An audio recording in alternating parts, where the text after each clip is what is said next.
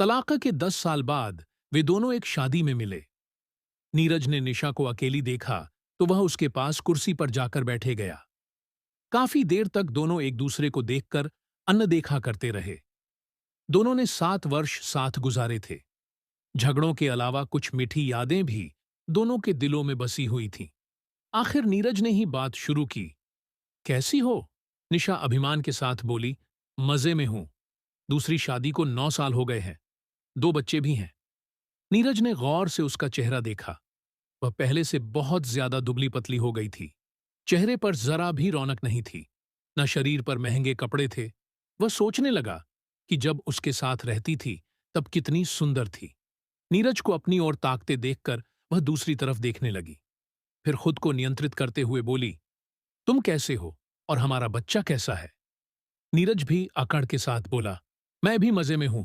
दूसरी शादी को 6 वर्ष हो गए हैं। एक बेटी भी है और हमारा बंटी अब 9वीं कक्षा में हो गया है। मेरी पत्नी भी बहुत अच्छी है। हम दोनों बहुत खुश हैं। ये सुनकर निशा को जलन हुई, मगर उसने चेहरे पर उजागर नहीं होने दिया। मगर उसने गौर से नीरज का चेहरा देखा। ऐसे लग रहा था जैसे 40 साल की उम्र में बूढ़ा हो गया हो। सर के सारे बाल सफेद हो गए थे। ढाई के कारण ऊपर से काले थे, मगर नीचे जड़ों में सफेदी साफ दिख रही थी।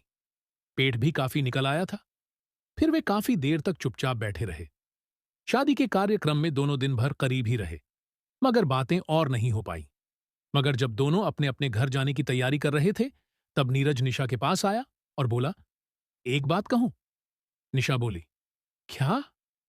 वह उदास होकर बोला, जिंदगी वही थी जो तेरे साथ गुजरी। अब तो दिन काट रहा हूं। इतना सुनते ही निशा के दिल में खुशी और दुख का मिला जुला गुब्बार सा फूटा। ऐसे लगा जैसे गले में कुछ फंस गया हो। वह आंसुओं को जबरन रोकते हुए बोली, मैं भी पछता रही हूं। एक शराबी और गंदा आदमी पल्ले पड़ गया है। रो रो कर दिन काट रही हूं। नीरज ने भर आई आंखों का पानी छुपाने के लिए मुंह दूसरी तरफ कर लिया। फिर बोला, हम दोनों मूर्ख थे जो छोटी छोटी बातों को बड़ी बनाकर अलग हो गए। मैं आज तुम्हें इतना ही कहना चाहता हूं कि तुम बहुत अच्छी हो। तुम्हारे साथ गुजरे लम्हों की यादों में दिन बिता रहा हूं। निशा रो पड़ी।